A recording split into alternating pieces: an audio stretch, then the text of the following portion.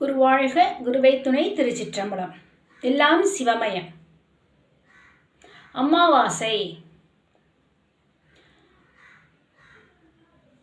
சந்திரனானது சூரியனுக்கும் பூமிக்கும் இடையில் வரும்பொழுது ஏற்படுவது அமாவாசை.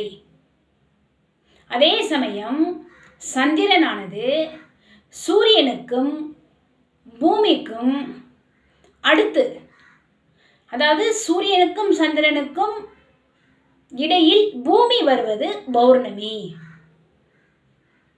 சரிப்பா, அமாவாசைனா பார்ப்போம். அமாவாசைனா என்ன அப்படின்னா, கிரக ரீதியாக பார்க்கும் பொழுது ராசி மண்டலத்தில் ஒரே ராசி கட்டத்தில் ஒரே ராசியில் சூரியனும் சந்திரனும் இணையும் பொழுது உருவாகுவது அமாவாசை. அதாவது சூரியனின் ஒளிக்கதிர்கள் சந்திரனின் மீது பட்டு சந்திரனின் நிழலானது நம்முடைய பூமியில் தெரியும். அப்போ அமாவாசை என்று நிலவு தெரியாது. அதனால தான் அமாவாசை என்று நிலவு தெரியாது. ஏன்னா நிழல் தானே தெரியுது. சூரியனும் சந்திரனும் சேர்ந்து இருக்கக்கூடிய நாள் அமாவாசை. இந்த நாட்களில் சிவன் கோயில்களுக்கு சென்று நீர் இருக்கக்கூடிய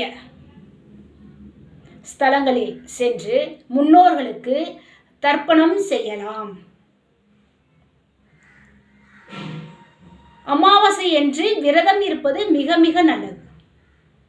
சூரியன் என்றால் சிவன், சந்திரன் என்றால் நீர்நிலைகள். அதனால தான் இரண்டும் சேர்ந்து இருக்கக்கூடிய நாட்களில் நீர்நிலைகள் இருக்கக்கூடிய சிவன் கோயில்களுக்கு சென்று நம்முடைய முன்னோர்களுக்கு திதி தர்ப்பணம் செய்யுமாறு வலியுறுத்துகிறார்கள். நன்றி.